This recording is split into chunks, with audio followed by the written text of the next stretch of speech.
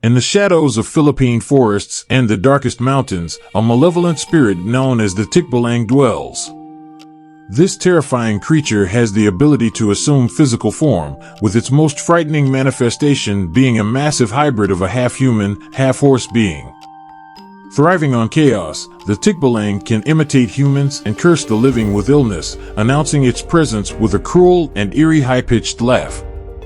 Modern interpretations of the Tikbalang often depicted with equine features, even though horses are not native to the Philippines. The origins of this monstrous entity remain a mystery.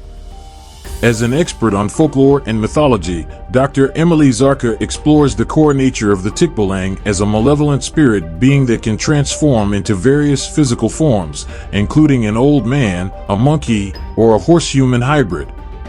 Traditionally, Tikbalangs are considered male, with their equine eyes, heads, and legs resembling horses, while their arms and torsos resemble those of humans.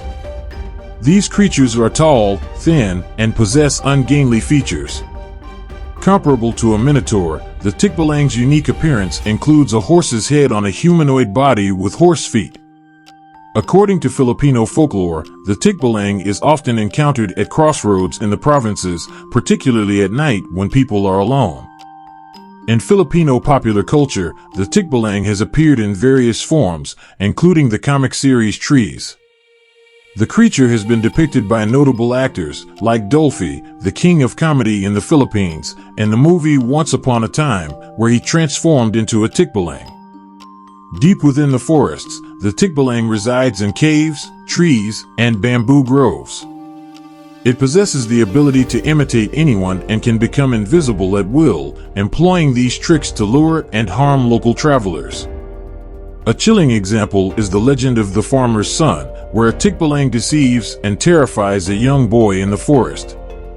Encountering a Tikbalang, even if just glimpsed, is believed to bring misfortune, including illness, fever, headache, or even blindness.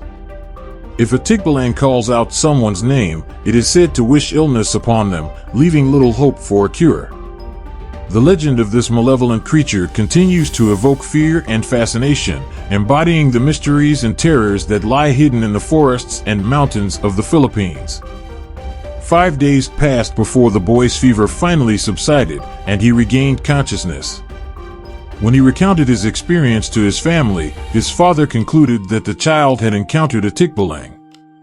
Wisely, his mother warned him never to venture into the woods with a stranger again.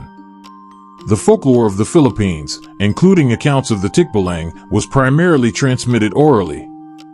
It was only after Spanish colonizers arrived and began documenting the practices and beliefs of the indigenous peoples that written accounts of these stories emerged. Missionary priests wrote about the widespread fear of the Tikbalang, describing it as a malevolent spirit that could assume the form of an animal or a monstrous being, compelling people to perform evil deeds. However, it is likely that the oral legend of the Tikbalang underwent alterations when translated and recorded by the Spanish colonizers. The Tikbalang legend probably evolved as a fusion of Filipino traditions and foreign beliefs. Filipino animism, centered on respect and veneration for ancestors and placation of malevolent spirits, provided a foundation for the concept of a tricky invisible forest being like the Tikbalang. The Aswang Project proposes that early Hindu presence in the Philippines, evident from religious iconography dating back to the 9th and 14th centuries, influenced the Tikbalang's attributes. An avatar of the prominent god Vishnu, depicted with a horse head on a human male body, attributed speed and strength to the deity, which might have influenced the development of the Tikbalang's equine features. Indigenous Filipino inhabitants adapted elements such as foreign language, social practices, and religion into their existing cultural beliefs. While some indigenous people embraced Christianity after the Spanish arrived, many of their older spiritual practices were preserved in secrecy. In 1613, Father Pedro de San Buenaventura described the Tikbalang as a giant, foul-smelling ghost with wings that would kidnap men and weaken them until they succumbed to death. As Spain moved toward a religious framework with a defined system of good and evil, influenced by witchcraft trials of the 16th and 17th centuries, the Tikbalang began to be seen as an evil or demonic entity, using Christian terminology.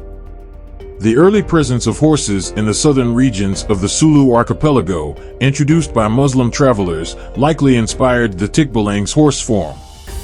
With the Spanish conquistadors' arrival in 1565, the horse population in the Philippines grew sustainably as Spanish colonialism heavily depended on these animals for military advantage, travel convenience, and social status. Over time, as missionaries encountered indigenous spiritual traditions, they labeled practitioners as wizards who could cause or cure illness and transform into animals to harm others. This may have influenced the emphasis on horses in Tikbalang lore in Spanish texts, increasing the hybridity of the monster's appearance. Arnold R's The Mythology class, published in 1999, introduced the Tikbalang to modern popular culture. In contemporary portrayals, Tikbalangs are often depicted as muscular and tattooed, reflecting the liberties taken by creators from different eras and media.